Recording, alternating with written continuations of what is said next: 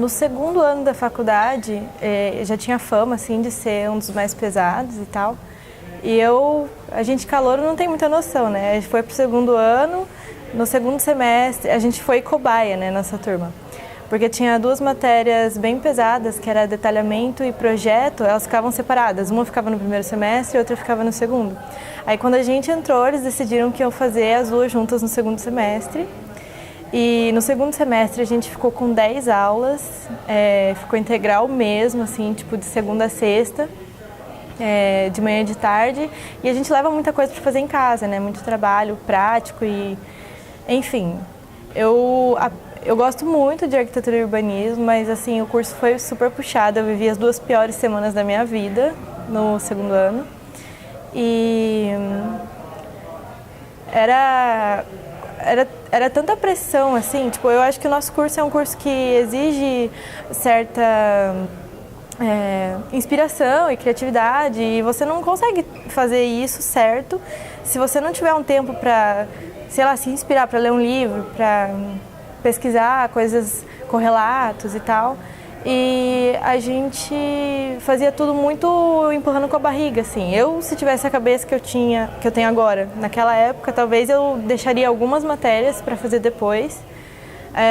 Mas além disso, a gente tinha vários professores que não colaboravam com a nossa situação. E um deles, a matéria específica dele, eu não conseguia absorver nada. Ele sempre passava praticamente as mesmas coisas, era sempre uma folhinha que ele dava, assim, e na frente verso, aí na frente tinha uma pergunta: como que você faz tal coisa? Aí do outro lado tinha a mesma pergunta, só que com outras palavras. Então eu ficava assim, eu tinha vontade de chorar na aula dele, porque eu tinha tanta coisa para fazer e eu tinha que ficar na aula dele, que eu não absorvia nada, que eu não aprendi nada. Assim, vai estar lá no meu diploma, né, que eu fiz essa matéria, mas eu não sei nada. Então, quer dizer, o que adianta tentar fazer tudo para cumprir horário, para tirar uma nota boa, sendo que você não está absorvendo de verdade, né, o conteúdo.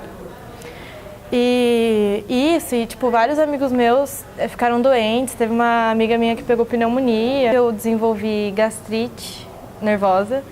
E por 3 meses eu tive 3 infecções na garganta e tomei antibiótico todas elas.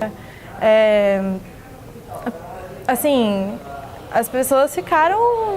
Teve uma menina que desistiu da minha sala e todo mundo sentiu, não foi só eu, assim, todo mundo sentiu essa pressão psicológica, assim. E eu lembro que a gente ficava feliz de quando acabava a aula, por causa que a gente estava indo para casa e podia fazer os trabalhos, assim, os projetos. Teve uma vez que eu saí, foi nessas 2 piores semanas da minha vida. A primeira semana, e foi uma seguida da outra, foi por causa dessa matéria pesada do detalhamento, que eu cheguei, eram 2 professoras que davam aula. E daí, uma era bem conhecida por ser bem exigente e tal. Eu acabei tirando dúvida com ela, pegando assessoria com ela. E daí ela falou mais um monte de coisa que eu tinha que fazer. E eu cheguei em casa chorando, porque achando que eu não ia conseguir, que eu não ia dar conta. E assim, minha mãe estava em casa essa semana. Se não fosse ela, eu ia viver à base de café e miojo a semana toda. E assim, graças a Deus ela estava lá, porque pelo menos comer direito eu comia. Agora dormir, não. E na semana seguinte, a gente teve a entrega do detalhamento e também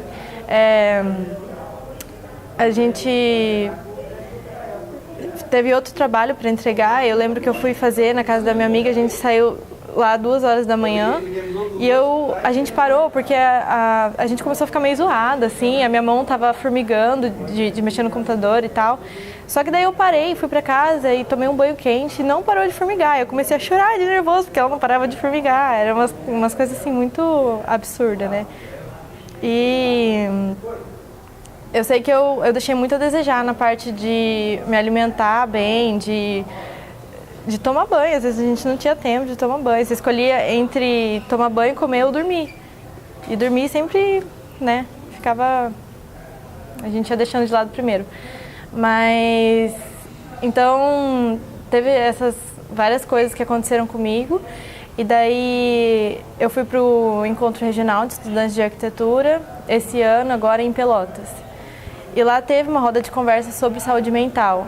E eu ouvi muitos relatos assim chocantes. Um menino do meu lado falou, por exemplo, que ele estava fazendo um projeto naquela maratona de pré-entrega e tal.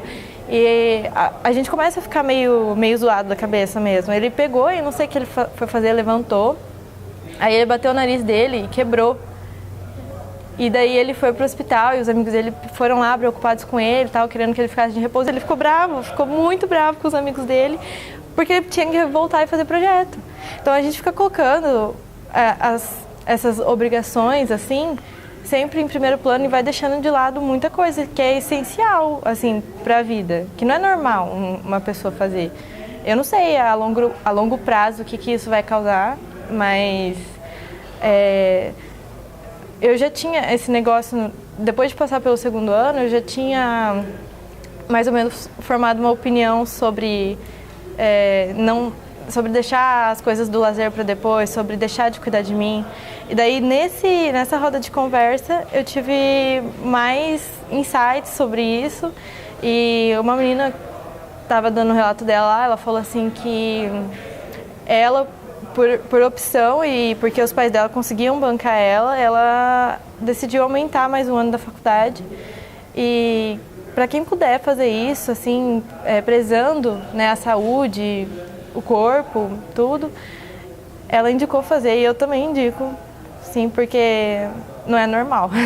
Eu acho que se você não está tendo tempo assim direito para praticar um esporte ou para preparar a sua comida, se você não tem dia nenhum na semana para fazer isso, tem alguma coisa errada.